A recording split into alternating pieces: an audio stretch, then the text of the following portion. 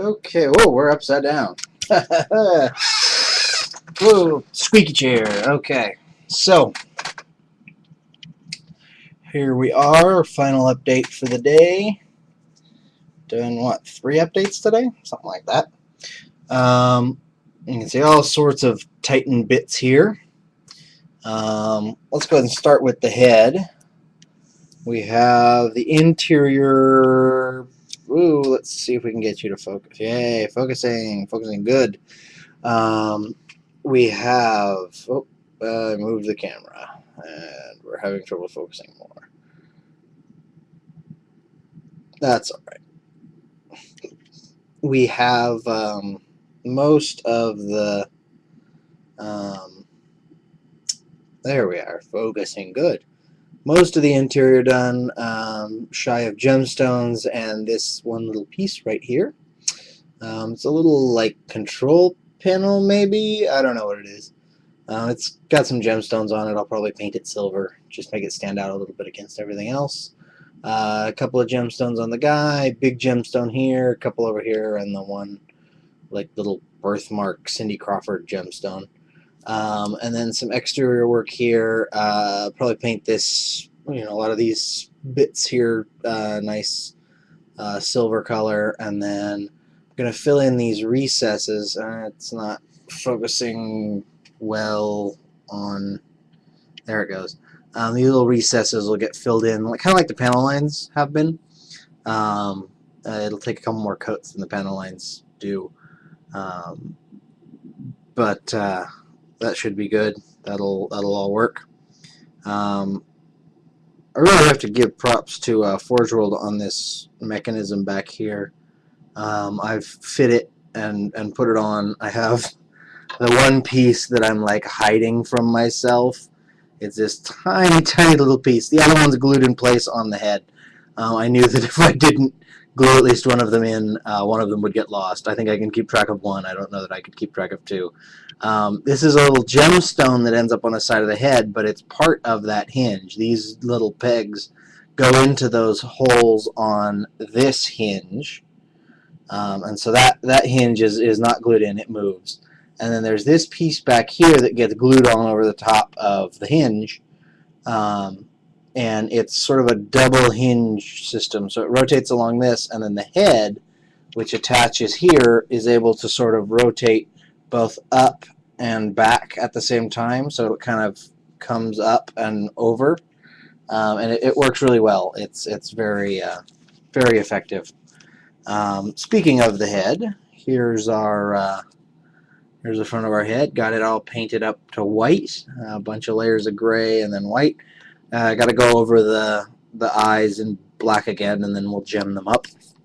That'll be good. And then I got to go back through and just do a little tiny bit of line work on getting the yellow back to yellow in a couple of places. So that's that. Then panel lines on the head and blacking in gems, and then obviously doing gems in the future. And then the head will be ready to go. On the torso, not a whole lot has changed. It's still just kind of hanging out there. Both legs are done flame-wise. And, I think I have one spot on the right foot to do a little bit more panel lining, and then that's good to go. And then I'm going to black in everything that's going to be either silver or a gemstone. So that's my sort of next plan with the torso.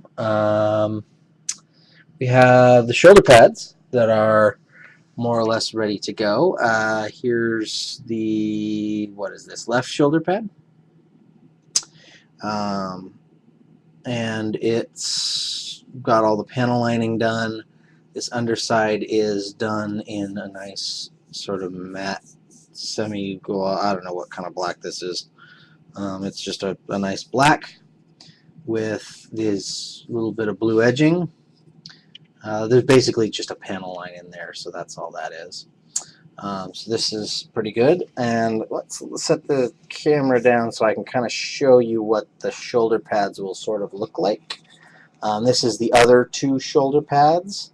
So they kind of, let's see, they'll go this way. So they kind of go like this, where they're all kind of nested together.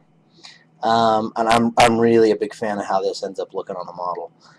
It's a little weird how it attaches, though. On the fins, which you can also see are rapidly approaching doneness, I am so happy with how these flames are turning out. They're just looking fantastic. You can see this circle here. This actually gets completely covered up.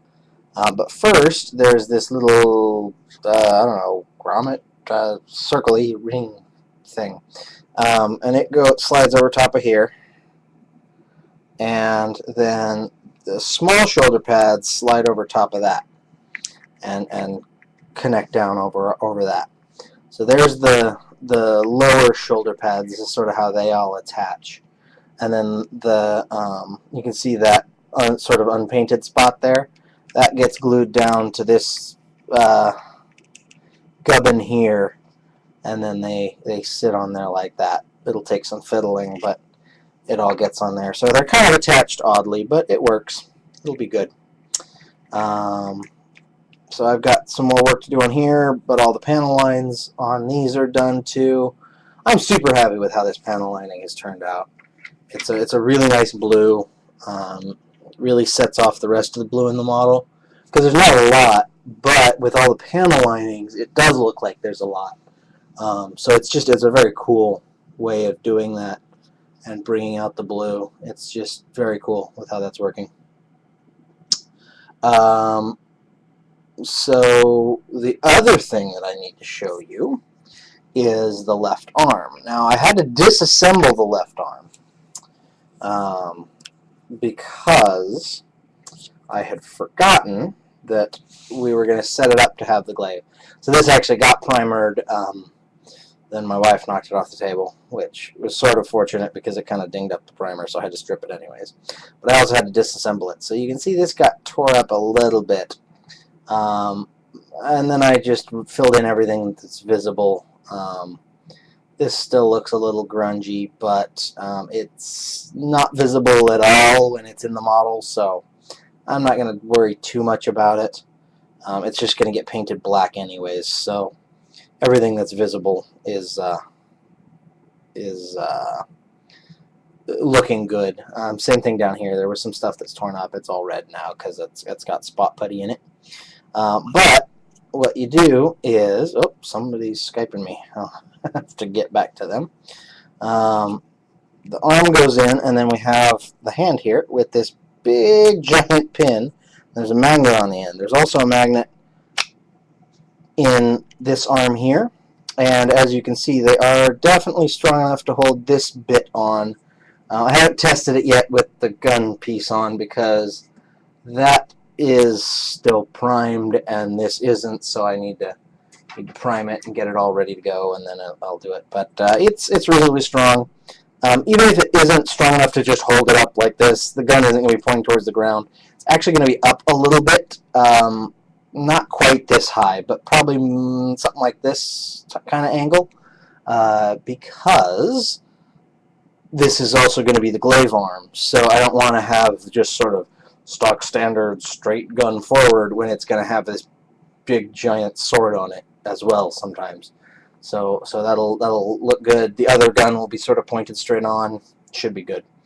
So there's that. Looking forward to other projects. You can see here I have some models that I accidentally bought 6 or 8 months ago. I started an Elysian army a while back and never really got around to it, and decided, you know what, I should really go with them. I spent a bunch of money on all these Elysians. Let's go for it. And so I was just keeping an eye out for Elysians on eBay and Warseer and things like that. And I managed to pick up a few things, but this was the first thing that I picked up, other than what I bought straight from Forge World. And this guy said, Elysian whatever it was for sale, and I said, oh, that's a really good deal, because it was a really good deal for what I thought it was.